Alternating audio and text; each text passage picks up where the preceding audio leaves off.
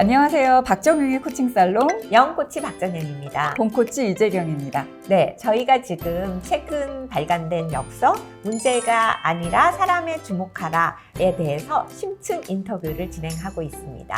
자, 우리 이재경 코치님. 네, 안녕하세요. 안녕하세요. 네, 이재경 코치님께서 담당하셨던 것은 어느 영역일까요? 네, 저는 그 1장에 이어서 2장, 네, 코칭에 대한 잘못된 믿음 하고요. 5장 뇌해킹에 대한 부분을 맡아서 번역을 했습니다.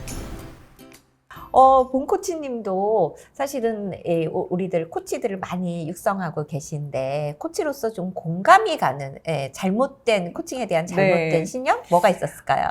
일단 코칭에 대한 잘못된 믿음이다라는 제목 자체가 굉장히 뭐랄까 되게 궁금증을 자아내더라고요. 그래서 여기 이 책에서는 5개로 얘기를 하는데 그 중에서도 첫 번째 믿음부터 뼈를 때립니다. 어떤 거요?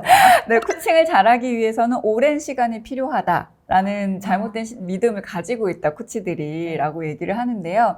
저희도 그 지도할 때 혹은 프로세스 마케팅 과정이나 이런 그 수업 시간에 그런 얘기 되게 많이 하잖아요. 그래서 코칭을 잘 한 다음에 내가 고객을 만나겠다 이런 날은 영원히 오지 않는다. 그렇죠. 그러니까 완벽한 상태에서 고객을 만나려고 하는데 우리가 완벽해지려면 고객을 만나야 되니까요. 그래서 마샬 레이놀즈 박사 역시 그런 날은 오지 않는다. 그러니 코칭을 배우면 즉시 코칭부터 해라.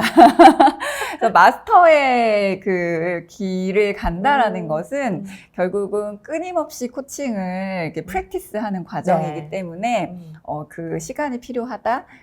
계속 코칭을 해라라고 이야기를 하고 있습니다. 네. 결국에는 마스터 코치가 된다라는 그 길이 쉽지는 않지만 하지만 완벽한 상태가 된 다음에 시작하는 건 아니다. 그렇죠. 되기 위해서는 어쨌든 코칭을 해야 되니까 기다리지 말고 즉시 당장 코칭을 해라라는 걸 이제 강조를 하는데요. 저도 이제 현장에서 코치님들을 이제 지도하다 보면 언제 KSC가 되지? 언제 내가 800시간을 쌓아서 시험에 도전하지라고 생각을 하시고 되게 KAC 자격 취득하신 거에 대해서 자신 없어 하세요. 네, 그렇지만 말씀드렸던 것처럼 코칭을 해야 그 시간도 쌓이고 느는 거니까 이 책에도 딱 그 얘기가 나오거든요. 저희가 항상 하는 얘기. 코칭으로 사람이 잘못됐다는 얘기를 들어본 적이 없다.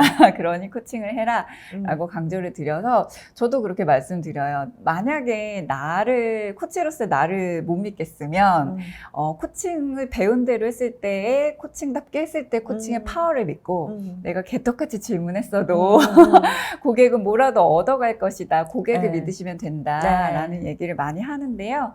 레이놀즈 박사도 그 이야기부터 시작을 하고 있습니다. 네, 맞아요. 우리가 코칭을 내가 아무리 잘못했다 그래도 사람을 죽이지는 않으니까 우리가 용기를 가지고 해라라고 했는데 그런 부분에서 또 더 많은 용기를 주게 되네요. 또 다른 잘못된 믿음이 뭐가 있었을까요? 뭐 5가지 중에 다 공감이 되기는 했지만 그 중에서도 코치는 항상 열린 질문만 해야 한다. 라는 잘못된 믿음을 가지고 있다라고 두 번째 이 얘기 들으면 코치들이 충격받으실 수 있을 것 같아요. 뭐야 나는 지금 열린 질문 하려고 이렇게 노력하고 있는데 그런 얘기 할 것 같아요. 네, 그러니까 그래서 처음 코칭 교육을 받으러 오셨을 때 저희가 가장 먼저 하는 것이 열린 질문으로 하는 것들을 훈련을 하잖아요.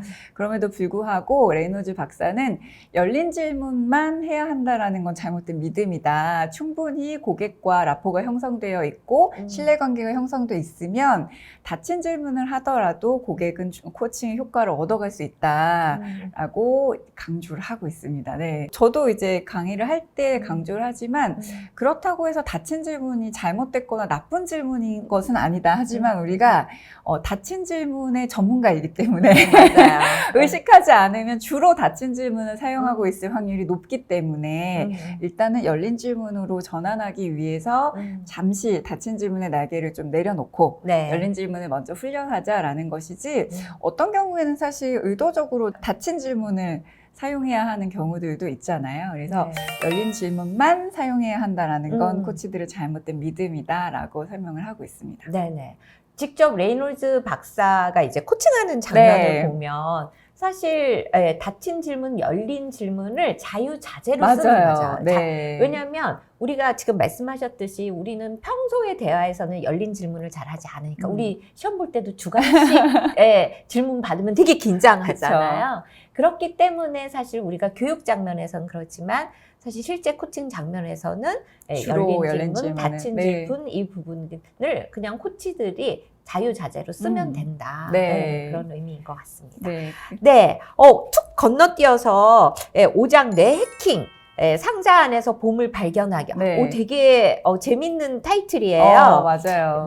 스토리를 코칭하기와 맥락을 코칭하기에 대한 내용도 나오는데 고객의 뇌를 어떻게 해킹할 수 있을까요?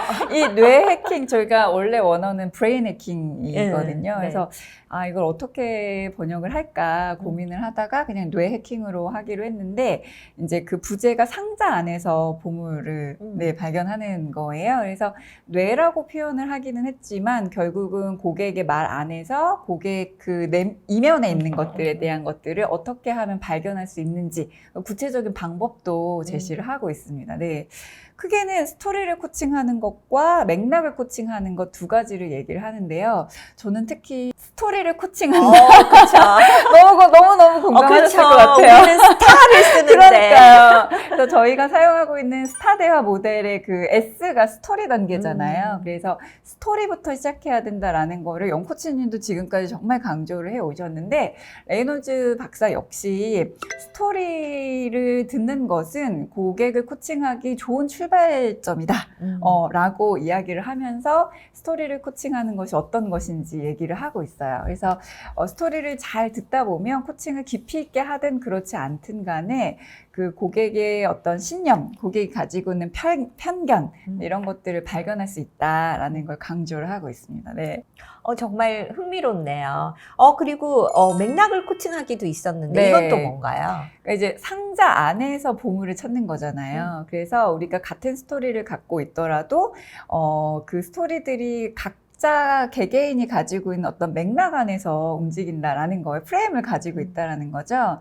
자, 그런데 우리가 조금 더 깊이 들어가서 맥락을 이해하게 되면 그 고객이 중요하게 생각하는 삶의 가치 그리고 사회적인 욕구를 발견할 수 있다라는 이야기를 하고 있어요. 그래서 어떻게 하면 우리가 맥락적으로 이 고객을 파악할 수 있는지에 대한 이야기들을 예시로 들면서 자세하게 설명을 해주고 있고요. 마지막에는 이 고객의 뇌를 해킹하는 구체적인 방법 3가지도 제시를 하고 있어서 읽어보시면 되게 흥미롭고 공감이 많이 되실 것 같습니다. 정말 흥미로운 부분인 것 같아요. 재밌게 번역했어요. 자, 그러면 번역하시고 난 이후에 이번에 어떤 이 번역한 경험 또 이 책이 어떤 의미가 있었는지도 궁금하네요. 사실 처음 시작할 때 쉽게 생각했던 것 같아요. 그런데 생각보다 쉽지 않은 작업이긴 했지만 이걸 어떻게 잘 번역하고 전달할까를 이제 함께 모여서 저희가 고민하는 이 과정 자체가 다시 한번 좀 코치로서 코칭의 기본에 대해서 생각을 하게 하고 또 더 깊이 있게 코칭을 한다라는 게 뭘까를 고민하게 하는 계기여서 이 책의 내용도 굉장히 저에게는 도움이 됐지만 저희가 같이 모여서 얘기하고 논의하고 토론하고 어떤 단어를 쓸까 이런 것들을 치열하게 대화하는 그 시간 자체가 저에게는 또 코치로서 한 단계 성장하게 하는 그런 시간이었던 것 같습니다. 이렇게 문제가 아니라 사람에 주목하라.